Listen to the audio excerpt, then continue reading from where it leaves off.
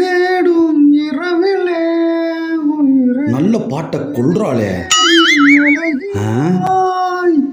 இவளை பாட விடாம பண்ணணுமே. என்ன பண்ணலாம்? சொல்லி பாப்போம்.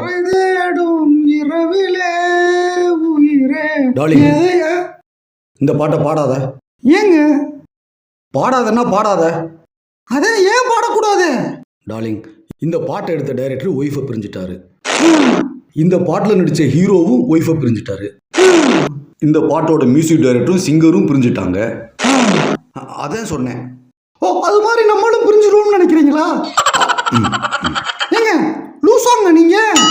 அது அவங்க சூழ்நிலையை பொறுத்தது, காலநிலையை பொறுத்தது, மனநிலையை பொறுத்தது. இதுக்கும் பாட்டுக்கும் என்ன சம்பந்தம்?